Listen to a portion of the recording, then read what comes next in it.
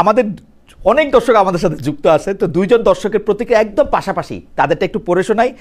দীপু ভাই, নওশাদ আলী সাহেব লিখছেন যে ফিরোজ সাহেব ইনিয়ে বিনিয়ে এই আওয়ামী সন্ত্রাসীকে জায়েজ করার চেষ্টা করতেছে। আর জসউদ্দিন সাহেব একদম পরের প্রতিক্রিয়াটাই, সব ক্রিয়ার প্রতিক্রিয়া আছে খালেদ, ইউনুস মবক্রেসি কায়েম করেছিল দেশে। মুর্তজা ভাই, আপনি যদি একটু বলতেন, দীপু ভাইয়ের প্রতিক্রিয়া আপনি কথা বলতে চাইছিলেন। হ্যাঁ, ওইটার প্রতিক্রিয়ায় প্রথমে যেটা বলি যে এটা বিএনপি বলবে, এটা আমি বলবো না, কিন্তু তারপরেও ঘটনাটা যেহেতু আমি জানি সেই কারণে বলছি। বিএনপির এই 4 নম্বর গেট, যে টার্মিনাল 4 নম্বর টার্মিনালে, এই জায়গাটাতে বিএনপির গতকালকে 200 থেকে 300 নেতাকর্মী ছিল। গিয়াস আহমেদের নেতৃত্বে 200 থেকে 300 নেতাকর্মী ছিল। আর ওই গেটটাতে আওয়ামী লীগের লোকজন ছিল 20-30 জনের বেশি না। ওই জায়গাটাতে সংখ্যাটা ছিল এইরকম।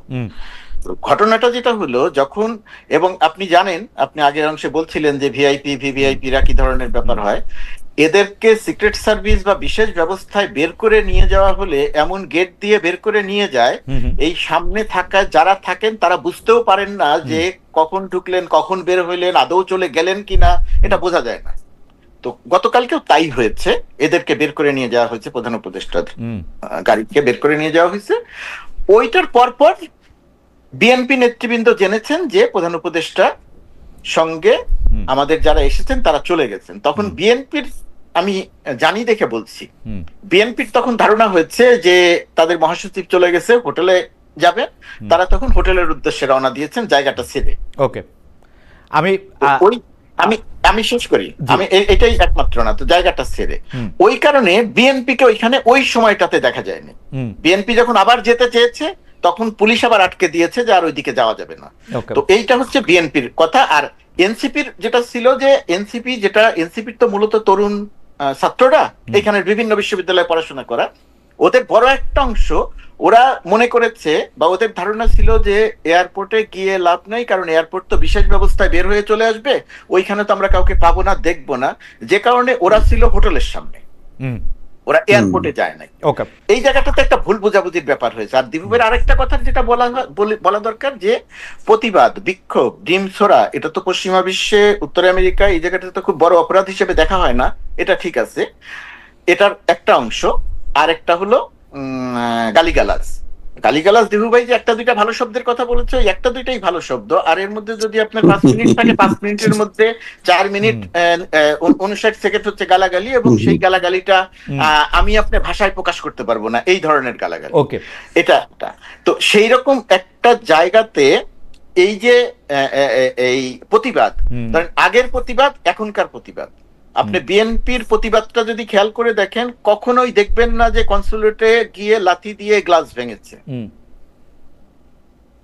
এই প্রথম প্রতিবাদের সময় সন্ত্রাসী কর্মকাণ্ড ঘটেছে। আপনি কখনোই দেখবেন না যে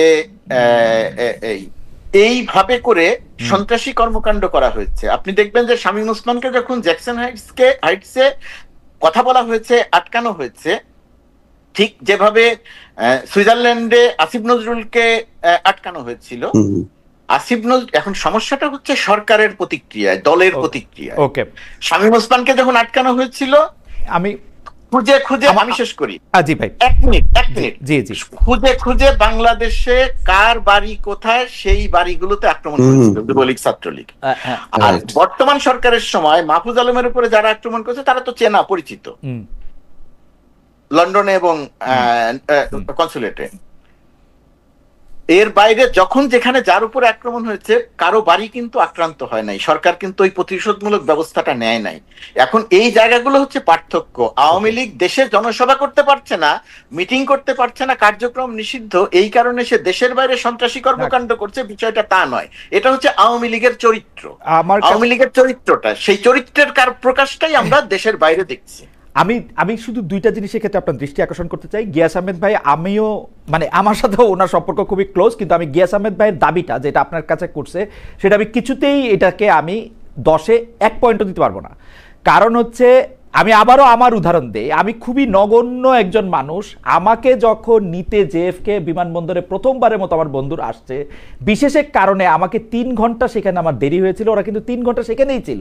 মির্জা ফখরুল ইসলাম আলমগীর ভাই গেছেন কি বাইরে হন নাই, এই তথ্যটুকু তারা জানেন না, এইটা আমার কাছে সম্পূর্ণ অবিশ্বাস্য, এটার মধ্যে আমার কোনো পয়েন্ট নাই। 2 নাম্বার হচ্ছে এনসিপির লোকেরা যে পরে আপনাকে বলছে বা এনসিপির লোকেরা যে দাবি করছে তারা জানতো যে এয়ারপোর্টে গেলে তাদের দেখা পাবে না, এনসিপির লোকেরা অবশ্যই ভালো করে জানতো আওয়ামী লীগ তাদেরকে, ওই লোকজনদেরকে যাদের নেতারা তাদের আসতেছে তাদেরকে তারা প্লেকার্ড দেখাবে, তাদেরকে তারা বর্জন করবে, তাদেরকে তারা বিব্রত করতে চেষ্টা করবে। সেখানে এনসিপি এয়ারপোর্টে থাকার মতো 4টা লোক নাই, এটাও অবিশ্বাস্য। মানে হয়তো লোক নাই, কিন্তু ঘটনা এটা না। মানে এটা হচ্ছে যে আমার 2 পয়সা আমি দিয়ে রাখলাম। আমি একটু দীপু ভাইয়ের কাছে যাইতে চাই যে দীপু ভাই, আপনি তাসনিম জারাকে আক্রমণ করা হয় না আপনি বলতেছেন, কিন্তু ঘটনা হচ্ছে তাসনিম জারাকে আসলে ভার্বালি প্রচুর পরিমাণে আক্রমণ করা হয়েছে। আমার এক বন্ধু আমাকে বলতেছেন যে তাকে আসলে একটি ডিমও মারা হয়েছিল, তিনি শেষ মুহূর্তে কোনোভাবে ডাক করে বেঁচে যান, এবং যে ভাষায় তাকে গালাগালি করা হয়েছে সেরকম আর কখনো ঘটে নাই। মুর্তজা ভাই বললেন যে কনসুলেট আক্রমণ করার মতো ঘটনা কখনো ঘটে নাই।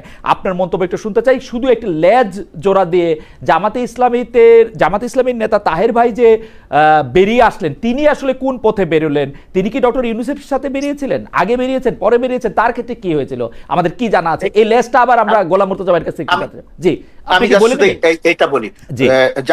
জামাতে ইসলামীর নেতাও এই দলের সঙ্গেই ছিলেন, এই দলের সঙ্গে মির্জা ফখরুল ইসলাম আলমগীর ছিলেন, তারেক রহমানের পররাষ্ট্র বিষয়ক উপদেষ্টা ছিলেন, আক্তার ছিলেন, যারা ছিলেন, এবং প্রেস উইং এর 2 জন ছিলেন।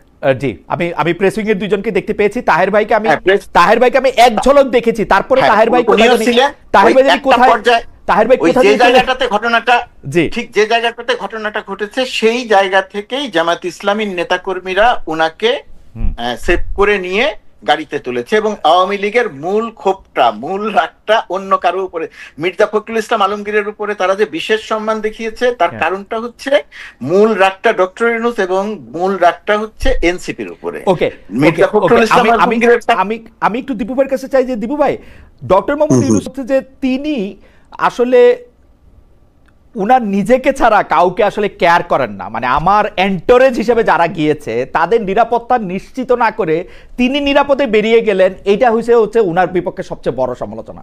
আর পাশাপাশি সমালোচনা তো আমরা করতেই পারি, এনসিপি কেন তাদের লোক গেল না, বিএনপির লোকেরা কেন চলে আসলো, এটা আমার কাছে কিন্তু একটা বারমুডা ট্রায়াঙ্গেল। মির্জা ফখরুল ইসলাম আলমগীর বাইর হন নাই, কিন্তু তারা জানছে যে উনি বাইর হয়েছেন, এটা হইতেই পারে না। It's an absurd.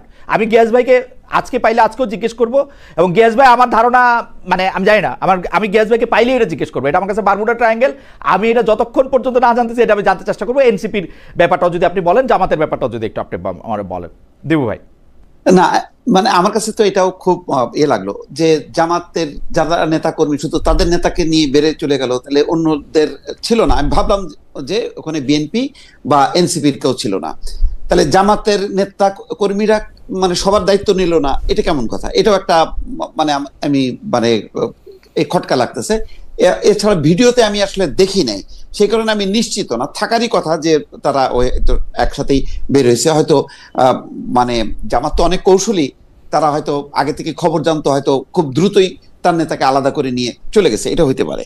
তবে আমি আবারও বলি যে যারাকে উদ্দেশ্য করে গালিগালাজ করা, তাকে ওই যে আবার কেউ আবার তার মধ্যে সেন্সিবল কেউ বলছে যে আপারকে মারিস না, একে মার, ওই আক্তারকে মার, রাজাকারের বাচ্চাকে মার, এইগুলো আমি আওয়ামী লীগ বাংলাদেশের যে বিবদমান কালচার এই রাজনৈতিক দলগুলোর এবং রেশারেশি, এবং এমন একটা পট পরিবর্তনের পর খুব আমি খুব আশা করব না যে খুব সুশৃঙ্খল ভাবে প্লাকার্ড দেখায় প্রতিবাদ করবে, গান গেয়ে গেয়ে প্রতিবাদের ওখানে ভাষা প্রয়োগ করবে, এটা তো আশা করা যায় না। আমি কিন্তু সাপোর্ট করছি না পুরো কার্যক্রমটা, এটা না হলে ভালো হতো, সবচেয়ে ভালো হতো আওয়ামী লীগ বিএনপি সবাই মিলে ওখানে উপস্থিত থাকতো, করতালি দিয়ে আসতো এবং বলতো যে বাংলাদেশের পক্ষে যাতে জাতিসংঘে এই যে আমাদের অগ্রগতি, এই যে সংস্কার, সামনে যে নির্বাচন হবে সেটার জন্য যদি সবাই মিলে ফুলের মালা দিয়ে যদি তাদেরকে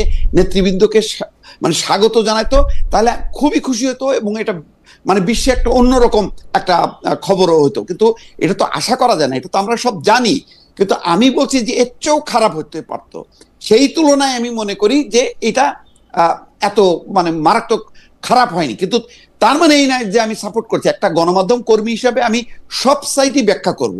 মানে এখানে তো ধরেন মানে আওয়ামী লীগ সাইটে কেউ ব্যাখ্যা দেওয়ার কেউ নেই। আমি সেই কারণে মানে স্বপ্রণোদিত ওই রাষ্ট্র নিযুক্ত মানে উকিল হিসাবে আমি কথা বলতেছি আর কি, যে আওয়ামী লীগকে ডিফেন্ড করতেছি অনেকটা বলতে গেলে।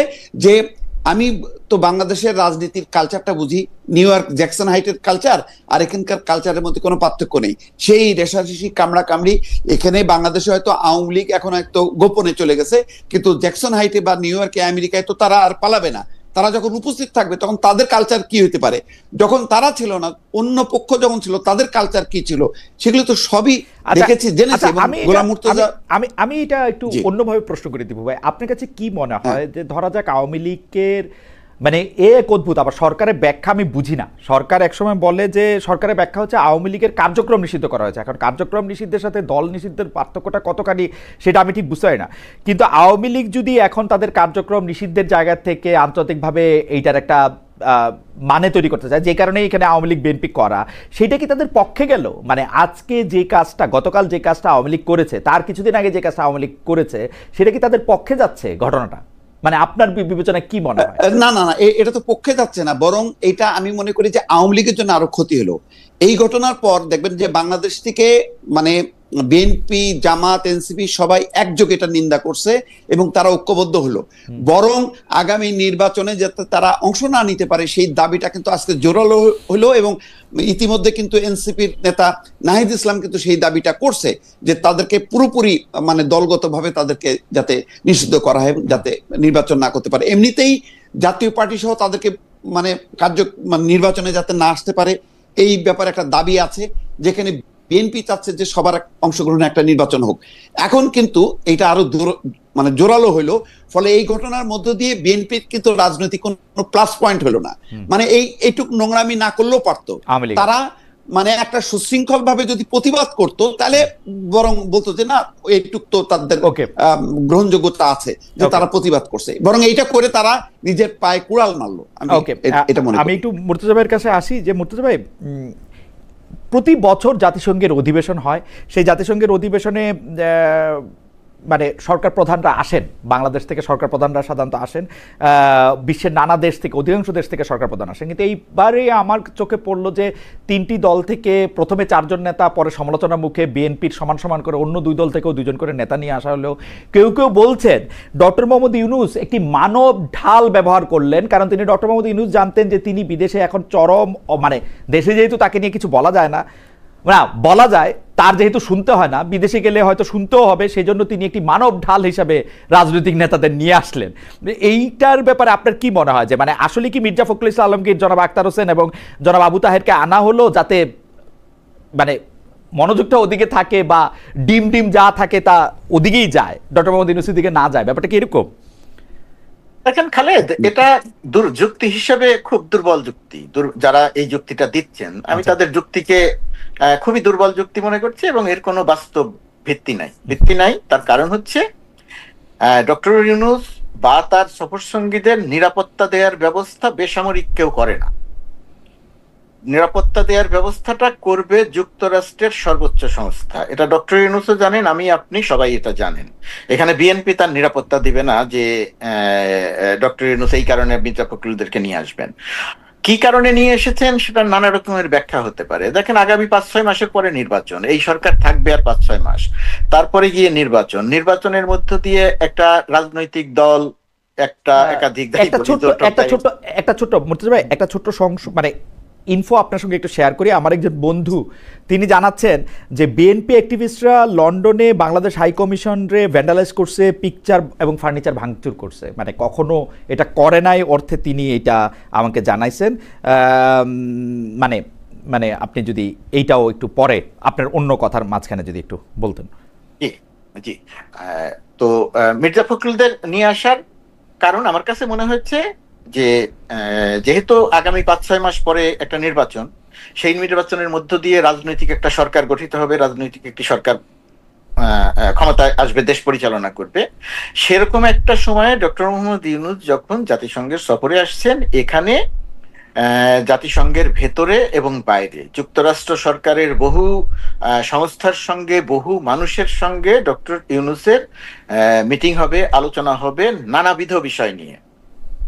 ইভেন এই সমস্ত বিষয়ের মধ্যে যে বাংলাদেশের জন্য গুরুত্বপূর্ণ বাণিজ্যিক যে সমস্ত বিষয় আছে সেই সমস্ত বিষয়ে আলোচনা হবে।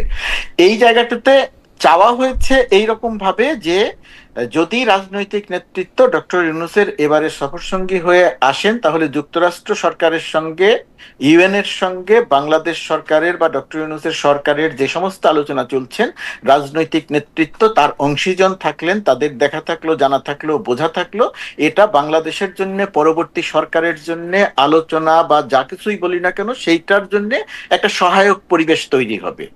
আর আরেকটা জিনিস যে রেওয়াজ ছিল না সরকারি দলের বাইরে কখনো রাজনৈতিক দলের কর্মী নেতাদেরকে সম্পৃক্ত করা, এই সরকার হয়তো সেটাও একটা দেখাতে চেয়েছে যে রাজনীতিতে সক্রিয় দলগুলো, সেই দলগুলোর নেতাদেরকেও সফরসঙ্গী করা হলো। এইগুলো অনেক কিছু কারণ হতে পারে, কিন্তু এই কারণটা কোনোভাবেই ওই কারণ না যে মানব ঢাল হিসেবে ব্যবহার করার জন্য বিএনপি যাতে আওয়ামী লীগের বিপরীতে মাঠে থাকে সেটা প্রমাণ করানোর জন্য বা কৌশলের অংশ হিসেবে রাজনৈতিক নেতৃবৃন্দকে নিয়ে আসা হলো। এটা যুক্তি হিসেবে আমার কাছে অত্যন্ত দুর্বল যুক্তি এবং আমার কাছে কোনো অবশ্যই কোনো ভিত্তিমূলক যুক্তি মনে হয় না।